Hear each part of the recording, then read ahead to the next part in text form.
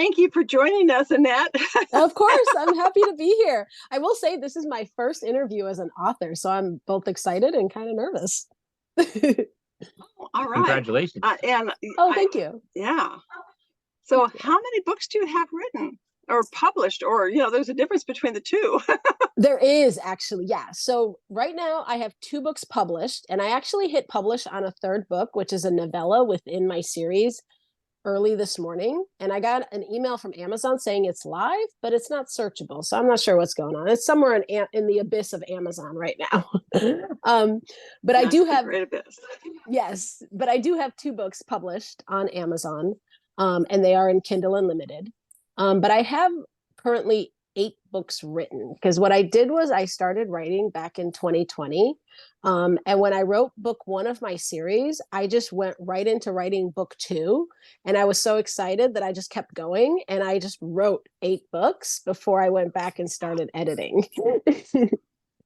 And then even before I started this particular series that I'm publishing now, I've written other books.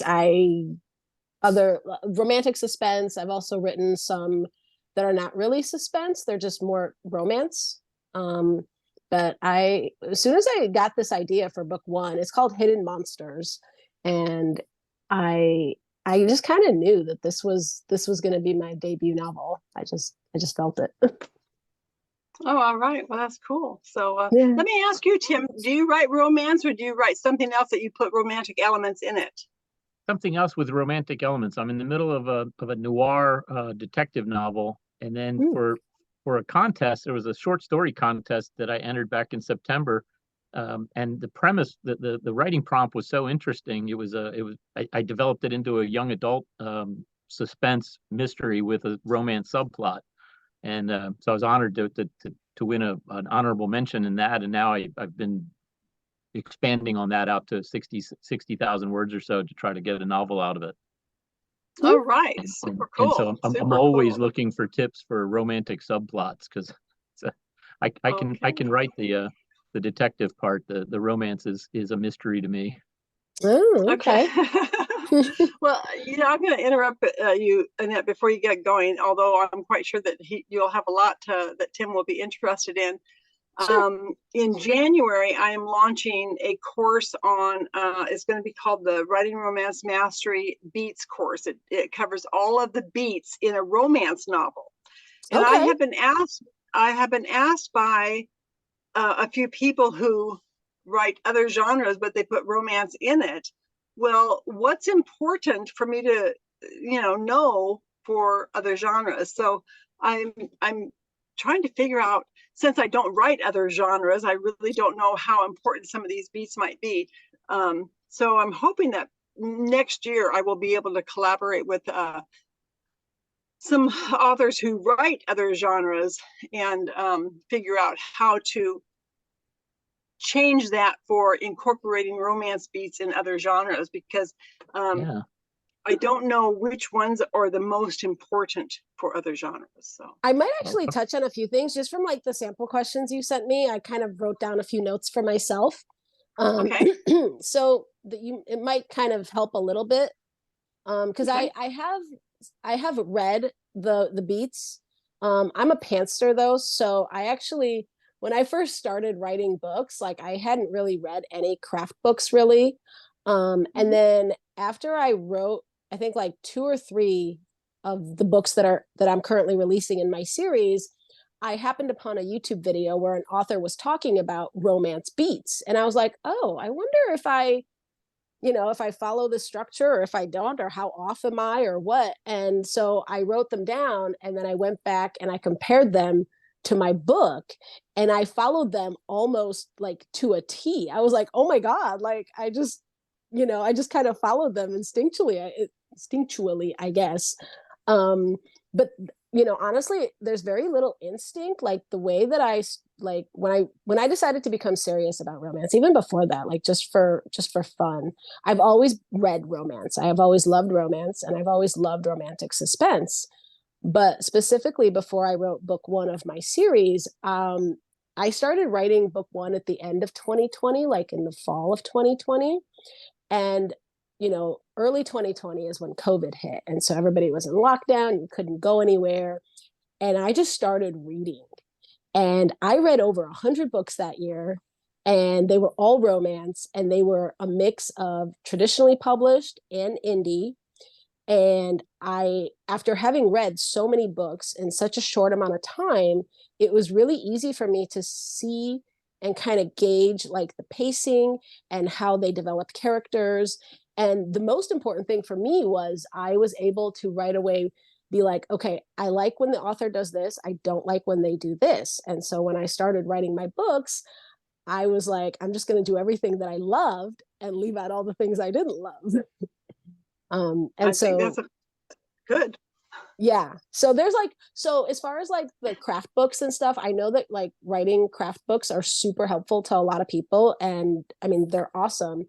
But, if somebody were to ask me what is one thing I can do to improve my writing, and I don't write, so I write suspense. So there is some mystery, some action in my books. But I think for any genre, if you want to become better at writing it, I would say, maybe set aside the craft books and just read, 100 of the books in that genre or with that subgenre, and you'll come out knowing. Hopefully we read them because we want to, not because we're locked absolutely. down. Oh, I mean, absolutely. because we're not locked down again. That was a great way to get 100 books in, but a bad way to get 100 books in too. And I have to say that for myself, I have always loved reading romance. And I think, my first book, I had that rattling around in my head for at least 25 years. But I got to the point where I was so tired of reading stories that didn't end the way I wanted them to end. Yep. I mean, they did have the HEA and that kind of stuff, but it's like, I know I can do better than that. Yep. I don't know that I can do better than that, but it's my style. And, so. Yep. So that's, and I think every author does have their own way and their own style. And, and that's a good thing because we're all like individuals, and, some people love it, some people don't. So as long as you love what you write, I think that's the most important thing. So let's talk a little bit about your process of writing romantic suspense. I mean, in pure romance, and there are so many subgenres, but pure romance, the romance is the main plot and the story plot is the subplot. I think that's true of romantic suspense, isn't it? It is true. Yes. I think that, so with romantic suspense, the suspense doesn't take away from the romance. It actually enhances it, or at least the way I like it. It enhances the romance. It makes everything more intense because the reader's going to care about what the characters care about. So if you have these two characters who care about each other, and then there's some sort of element of danger or suspense coming after them, sorry, that's just going to bring them closer together. That's going to make it more enjoyable. Like every moment is going to count, every kind of,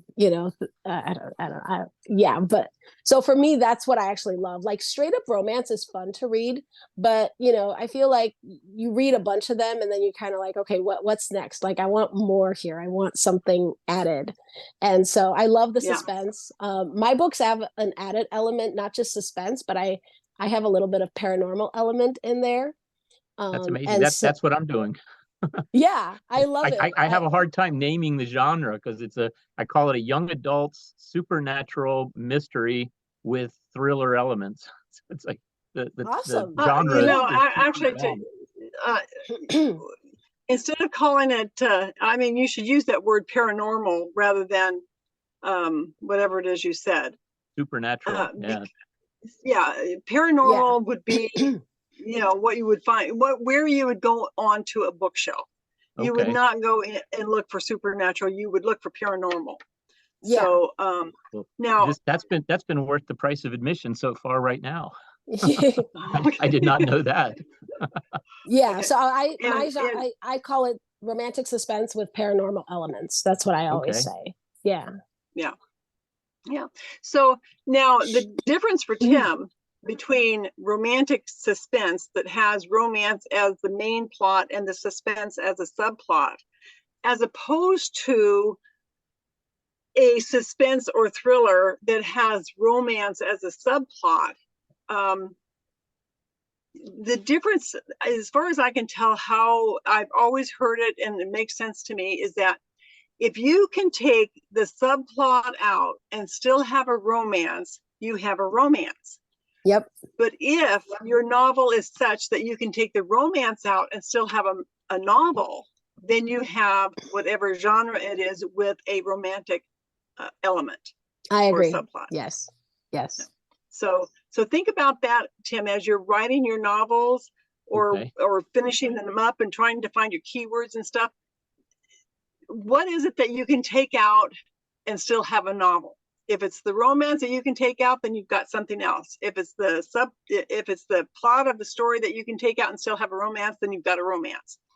Okay. If you have not looked at Dave Chesson's recent, within the last few months, update on Kindlepreneur on keywords and categories, I would highly recommend that you look at that, because when Amazon changed everything, a lot of us, and I haven't gone in and looked at my own, which I need to do, but apparently a lot of people got kicked out of the keywords and categories that they were in. So, I would recommend that. Okay, back to romantic suspense. What do you think is a key element of the suspense part of romantic suspense?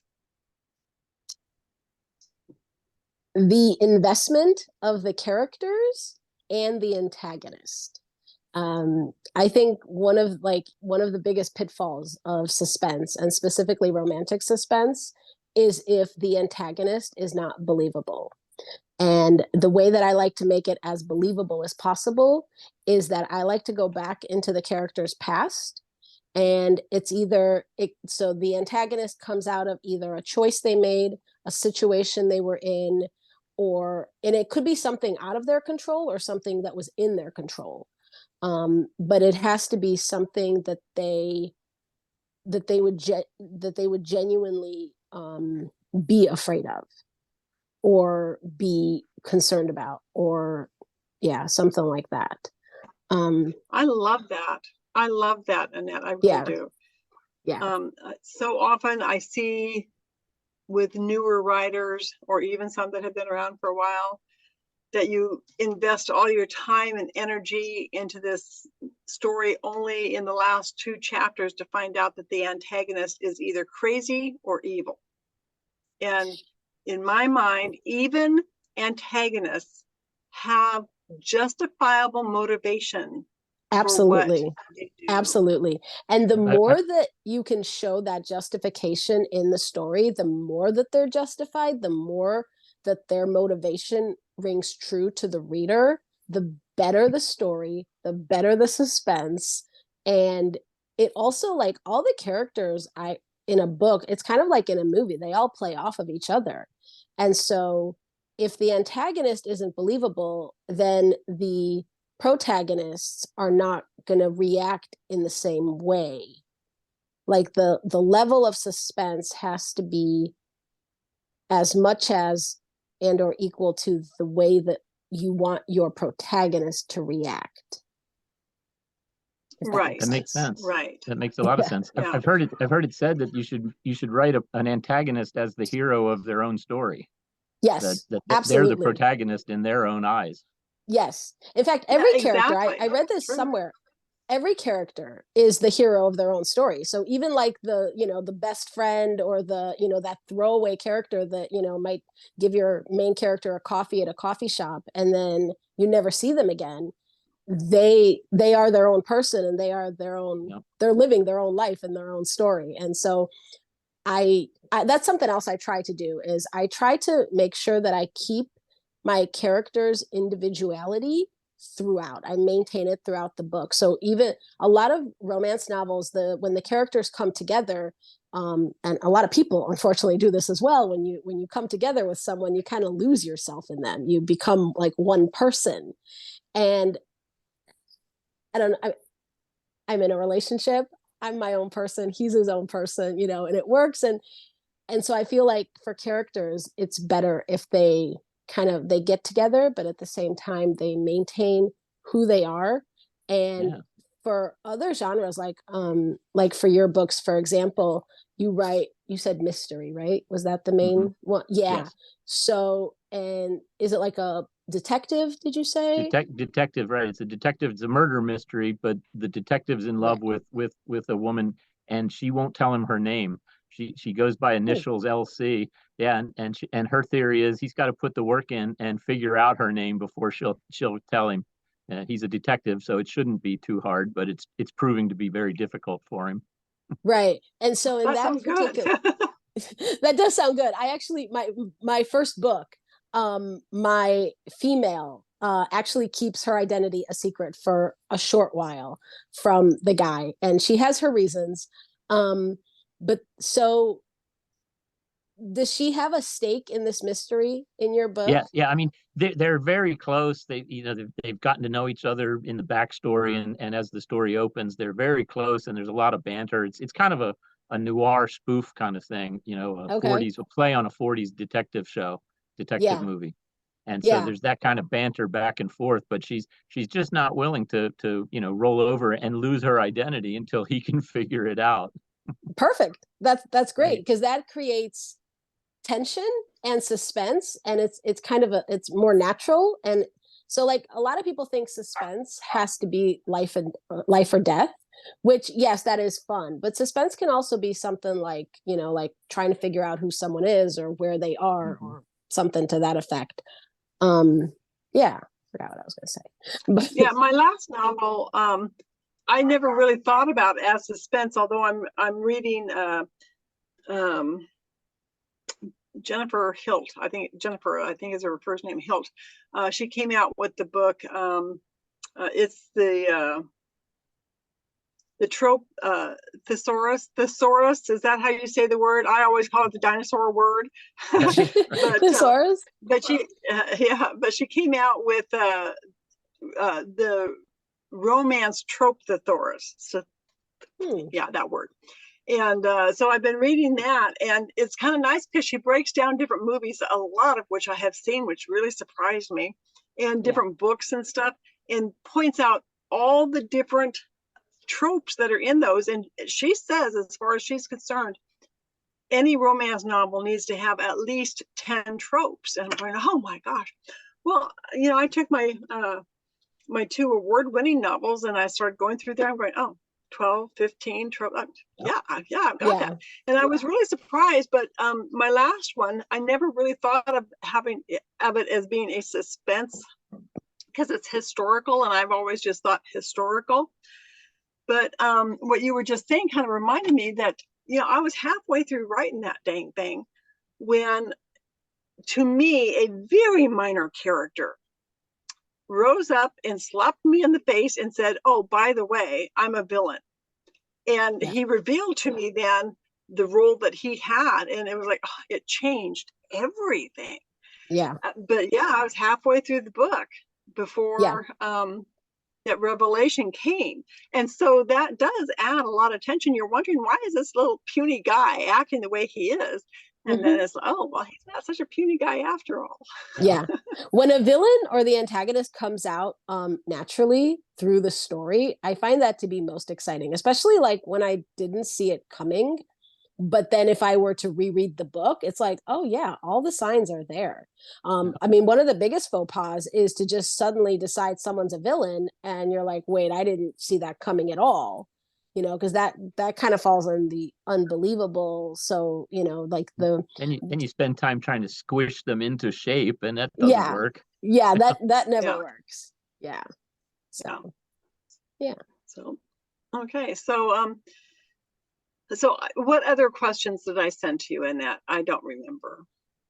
Did we cover them? Let's see here. How did I get started? Things to keep in mind. I think I pretty much touched on the things to keep in mind for romantic suspense. Like I said, characters should maintain their own identities. Pacing can be tricky. And I found that, like, in my extensive reading of romantic suspense, some authors will focus much more on the romance and then kind of throw the suspense in at the end. And then authors will kind of build up the suspense, so you kind of have it right from the beginning and then it explodes at the end. I prefer the latter, but I will read the first one as well. It's just a matter of preference, really. And then how much of what you were just saying of building it from the beginning versus kind of tagging it on at the end or making it feel that way as the reader has to do with foreshadowing. I have always admired people who can write mysteries, because I think to myself, oh, they are so intelligent, they can see all this stuff. And then somebody said to me, are you kidding? They go back and add it during revisions. Sprinkle the clues. Yeah, I have actually done both. Like I said, I'm a pantser, so the story can come to me from any perspective.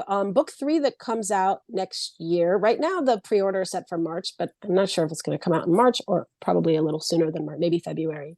I started writing that book and I actually had no idea where I was going. Like, I just knew that this was the romance and I knew kind of what the suspense was going to be, but I wasn't sure what the climax was going to be. And the climax is like the most important in romantic suspense.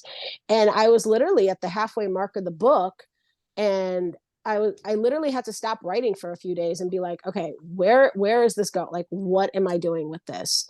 And then it just kind of came to me, and I had written it in such a way that I actually, I'm actually going to be going back to edit now for that book.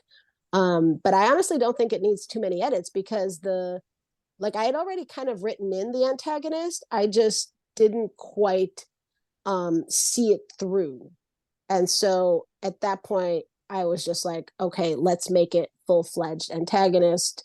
What's the worst thing that this person can do that is still true to their character? So that, so always maintaining that character identity. Mm-hmm. Okay. So I'm not sure though if I quite got you right.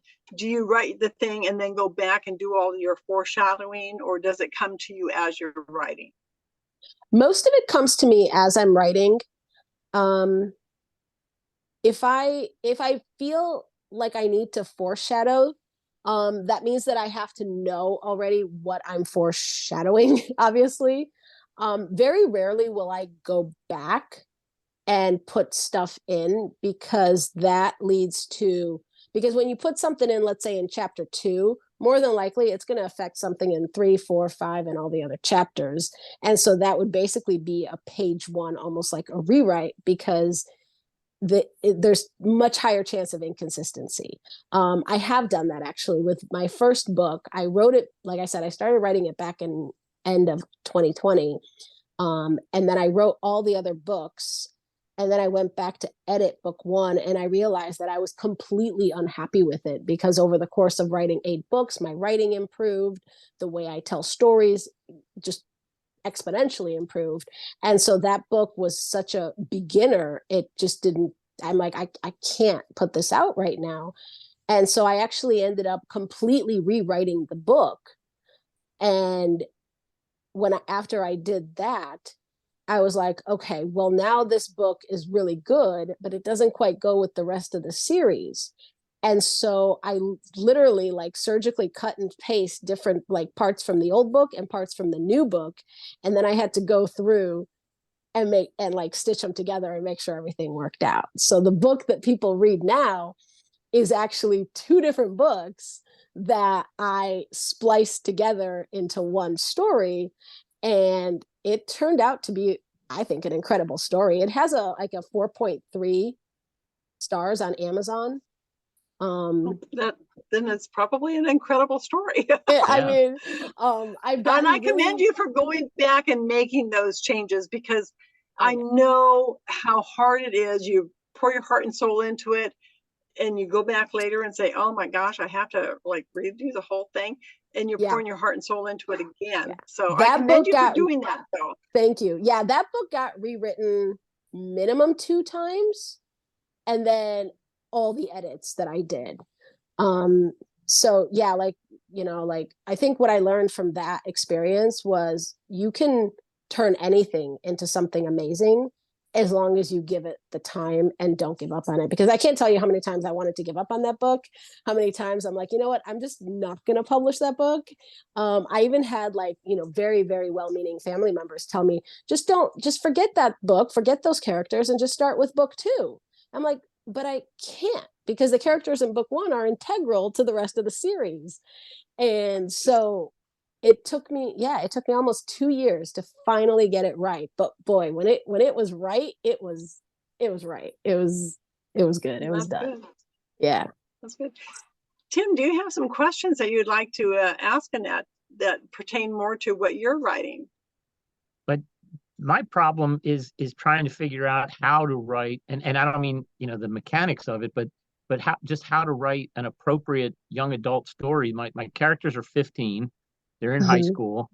There's this element of this paranormal mystery in town. They've all grown up with this witch that lives at the edge of town, and my protagonist doesn't believe she doesn't know if she believes in witchcraft or not, and so she gets drawn into this kind of an investigation that blows up. It becomes, there's some crimes committed, and then it ends up that there's a murder, and all the while her best friend's twin brother has been in love with her since the 4th grade. They're only in the 10th grade, so it's not one of those 30-year romances, but right. Here's he's been in love with her since. For you. Yeah. Okay. Search online for the 12 stages of physical intimacy. The first 6 stages apply to sweet and clean, and you might not even get past 4 for young adult. But, and that talks about physical intimacy. It doesn't go into the emotional thing, but you look like an intelligent man, that if you see the physical intimacy progression, I'm sure that you'll figure out the emotions behind it, such as, and tell me if this is true, that a man will never approach a woman until he has seen her and said, oh, she's pretty. So that's like the very first thing is eye to body. If a man looks at a woman and she's it's always been I don't know eye if that's necessarily true. Yes, Well, obviously looks matter, but I think that at least in books, I don't know in real life, that a woman, yes, she can impress by looks, but she can also impress by actions if she does something or says something that attracts him to her. Right. And we're maybe not getting to the stain yet. Physically. Yeah, we're not getting to the stain yet. We're getting to the eye to body. So she can do something that catches his eye, but it's still eye to body. Yeah. Then you have eye to eye, where eyes meet. Oh, now you recognize each other. And I can't remember the third one after that, but I think that will help you.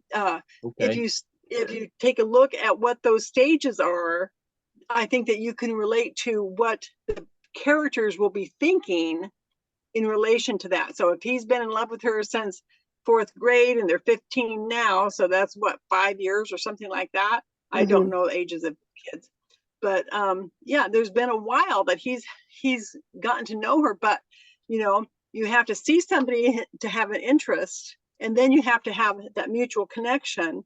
I think after that, it might be voice or something like that. But it progresses from there. And then if you really want to throw a wrench into things and really ramp up the tension, if there is touch involved before speaking verbally, I mean, even like a touch on an arm or something, you're invading that person's personal space before you've made the connection. So you're out of order, and that ramps up and ramps up tension. So take a look at that. See if that doesn't help a little bit. Don't go past 6 though, because it gets rather steamy. Okay. When you said the way men approach that, for me, the order, I don't know those 12 steps, but for me, it was always eye to smile, eye to eye, and then voice conversation. That was what attracted me. Exactly. You know, somebody's Yeah. smile Well, is where I zero in. And whether that's Ida body or Ida smile, I mean, a mouth is part of a body, right? Yeah. Yes. Right. Of course. So Yeah. yeah. So So I my did not suggestion. mean Oh, to interrupt you go in ahead. that. Yeah. No, my suggestion, and I don't write young adults, so I'm not sure. I have watched like young adult TV shows, so maybe watching some of those. But as far as just writing, again, I'm a pantser, so I decide in the moment. I have had moments where I literally don't know what's going to come after the period until I get to the period, and then I'm like, oh, that's what's going to happen. But That's always, how I wrote the detective story. You know, so this is yeah, trying not to be a pantser is very difficult. That's it my is. how I Yeah. write. Yeah, because like like if I try to outline something, especially if I outline it like thoroughly through to the end, I feel like I've already told myself the story and I have no interest in writing it now. Like Right. I'm just Because bored. it can't grow organically that way. Exactly. Right. But the one thing I would suggest, and I have found this to be so helpful for myself as a pantser and as a writer, is when you get stuck or when you're like, I can't make this work or something doesn't feel right here, I ask myself, what am I assuming? And I'll give you an example. So in book 4 of the series that I'm writing, so book 4 will come out later next year. I had it in my head that I needed to show that somebody was innocent in a particular thing, like that they were not guilty. And I literally spent days, just days lying around, like not writing at all, thinking about how do I show this person's innocence in a believable way. And after 3 days, I was like, this is ridiculous. I want to get back to the book, but I write in order. As a pantser, I have to write in order. And so I was like, what am I doing? Like, why can't I figure this out? I'm like, what am I assuming? I'm like, well, I'm assuming she's innocent. I'm like, wait, what if she's guilty? I literally went back and started writing, and the book like flowed and it's amazing. So that's my biggest suggestion to people who get stuck with writer's block and stuff. What are you assuming? Because you're probably assuming something that either isn't on the page or isn't true to the story, or at least the story that you're telling. Another way to think of it is that you're forcing a character to do something that you want them to do. And I know a lot of writers, they play God, you know, they're like, well, my characters do this because I want them to do this and because I told them to do this. That is so unnatural to me. My characters, I have such multiple personality disorder when it comes to that, because like my characters have their own voices, their own identities. I don't do anything. And I lose as many arguments with them as I win. Exactly. I'll have entire conversations, you know, between my characters, you know, when I'm driving or when I'm just alone at home or something. I hear them in my head. Yes, I hear them talking, and exactly. I just try to transcribe the dialogue from what they've already said. Yep. So yeah, I would, because a lot of times, like I said, it felt like I had always planned for this person to be innocent. Like even when I started, I'm like, okay, she's gonna be innocent. But when it came time to show that she's innocent, I couldn't do it. And I was like, what if she's not innocent? Like, what if she is guilty? And then we'll work from there. And it just went. Spoiler alert, which way did it go? Is she innocent or guilty? No, she was guilty. Yeah. Oh, yeah. I had to show her guilt. And that actually propelled the story forward in a way that I wasn't expecting. And so book 4 is actually the culmination of a major story arc from books 1 through 4. And her being guilty actually added to the culmination of that particular story arc. So it really worked out great. Even now, like just sitting here, I'm like, if I would have made her innocent, she would have been a useless character at that point. Like it would have been a waste of time to spend any time on her. But making her guilty actually made her interesting. It allowed me to show her character more, show her reasoning, kind of thing. And again, you know, because it gave my main characters a chance to interact with her, react to her, and they kind of got to see themselves reflected from that. Yeah. And I'm really glad that you brought that up, because recently, I don't know how recently it was, maybe a long time ago, but maybe it would just recently came to my mind that when you're working with your protagonist in the love arc and the character development, and I think this would apply to non-romance also, is that, you know, when you have your antagonist, if your antagonist can have some of the qualities that your protagonist will end up developing if he doesn't change his life, then that's kind of like the person in the mirror. And you know, when you have that sidekick or that mentor or something who finally points it out to him, and he's like, well, that doesn't apply to me. But then later on, as he's growing as a character, then he realizes, oh, actually, I am on the road to becoming that person who's not a good person. So I better change my ways. And, you know, that kind of goes into the character development and stuff. So that's absolutely kind of an interesting two sides of the same coin, two sides of, you know, because like in my first book, I have, you know, literally a good cop and a bad cop, and they're the same profession. They could be interchangeable as characters, but one of them chooses to use their badge for good and the other one chooses to use it for bad, and that's literally the difference, kind of. So it's definitely so that's kind of an interesting way to put your antagonist and your protagonist together. And in pure romance, you don't necessarily have an antagonist, or even in other genres, sometimes the antagonist is a setting or weather conditions and things like that. I mean, Jurassic Park, the antagonist wasn't a person, right? That's true. So, well, there's always, I call it an antagonist force, because like in a straight up romance, the romance itself could be an antagonist, because if you have two people who are not interested in a relationship, but life keeps throwing them together, and then they find themselves attracted to each other, and you know, maybe they're the last people that they want to be attracted to, but then, you know, things happen, and so that in and of itself, the protagonists become the antagonists, and that also makes for a very interesting story, because how many times have we tried to talk ourselves out of doing something only to end up doing it, and then heck, I was married for 45 years because of that. So you know, he wasn't the right guy for me, but for the first time in my life, I dated somebody who I knew I couldn't get serious about. You know, we were married for 45 years, and wow. I'm sorry to say he's not with me anymore, but it's because he went on to the great beyond. So I'm sorry. But, sorry. I mean, we do try to talk ourselves out of things that, I mean, he was the perfect man for me, is all I can say.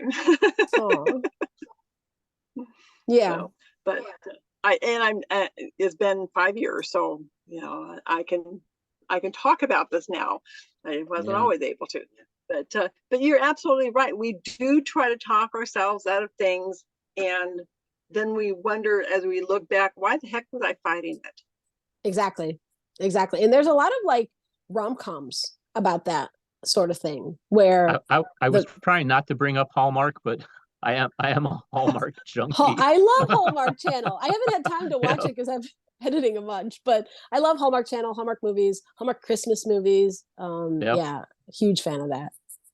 So. Oh, you'll have to check out my Writing Romance Mastery Summit in February, because I interviewed a gal who talks about writing Christmas movie scripts in 21 days or less. Oh, wow. And, okay. And she has sold a lot of them.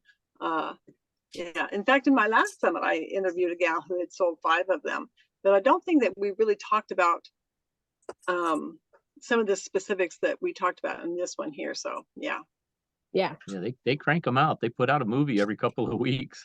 Well, I was amazed, and they're always pretty good too.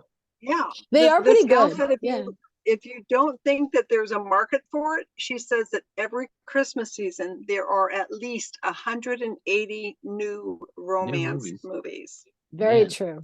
Yeah, that are all holiday, you know, romances. So Well, I love them so much. Like I've always wanted to write a holiday romance, and so that was what I released today. That's stuck in Amazon, in the Amazon abyss. Is it's a holiday romance, but it's a romance between characters that are already together. So it's almost like it's like I wrote my own fan fiction, but Nice. I don't know. Yeah, Who better, right? exactly. Exactly. But I had this story in my head. I had this idea, and I'm like, I'll just write it. So it's a novella. It's like 25,000 words, and Well, that's a good thing. I mean, Yeah. the book that I've been working on, well, I can't really say I've been working on it because I have felt so stuck on. I finally got in touch with my editor and I said, let me send it to you. Look at it. Tell me what I'm doing wrong. I feel like the structure's off. That was intended to be like an 80 to 90,000 word novel. I'm not even sure I'm going to get to 30,000 words and have it oh done. yeah, You know, and so that's really concerning me, and that's why it's been sitting for so long. yep. And I have people who keep bugging me saying, when are you coming out with that? When are you coming out with that? You know, because it's kind of a sequel to the last one. Right. So, but yeah, it's sometimes it's hard. Being an author's hard. It is. It is. Yeah. A Yeah. friend of mine described it as it's physical work. I mean, you can use the puns, but you're filling in plot holes. You're running around chasing characters. It's physical work. You may be sitting in a chair, but it's physical. All Oh that yeah. brain power.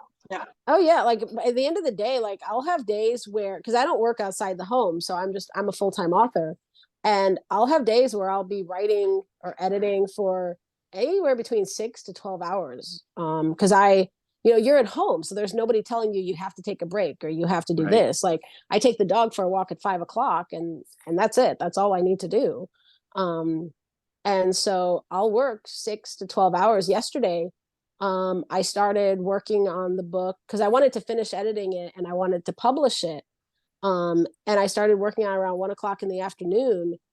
I worked all day, took the dog out at 5. And then, my husband went to bed and I was like, no, I'm almost done. I'm almost done. I'm almost done. And I was up until 6:30 this morning because I would not stop. I was like, I am going to see this through to the Yeah. end. And so like 18-hour day kind of thing. And, and people say it's easy. People say it's easy, Yeah. no problem, Yeah, I think there's a statistic that I saw, and maybe this applies to nonfiction or fiction or both, I don't know, that 97% of Americans say they want to write a book.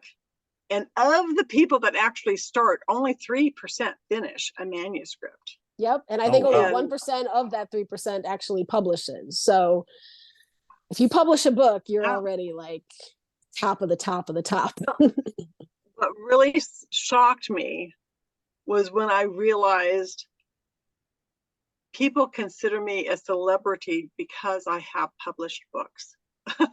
That one shocked me. It's like, what do you mean I'm a celebrity? I'll tell you, both of you are to me. Aw, thank you. Have you published? You have published books, right? Me? Yeah. No, I'm working on the first two. Okay. I've been working. Yeah, the detective novel I've been working on for a couple of years, and then this, and I've actually got more words down on the page for the young adult from this short story that turned into a novel. So okay. I think that one will be ready to try to publish before the other one. Okay. All right. So are you looking at traditional or indie? I'm old and I love books. So I would love to see my story in a book, something I can put on a shelf, but I'll go whatever route works. I grew up when there was no Amazon, there was no Kindle, there was no, there were books with pages in a library, and that was how I read hundreds of books, but I had to walk to the library for all of them. Right. I kind of miss those days. Yeah. I talked to Greta Boris and Megan Haskell yesterday, I think it was. They have the author wheel. And if you go to the authorwheel.com, there is a free download to help clarify in your own mind if indie or traditional would be better. Okay, that'll be great. Yeah. And they will be on the summit in February. Okay. Yeah, my leaning towards traditional is purely, romantic in essence. It's not practical at all. It's just what I would love to do. So I really need to hear the reality. And it might work well. And they came together as they met a few years ago at a conference. Greta was looking for an agent to publish, and Megan was looking for an editor because she already knew she wanted to self-publish. And they became friends, they got to know each other, and the more they went down their separate paths, they realized synergetically they had so much to offer people because they could give views from both sides of the coin. Right. Yeah.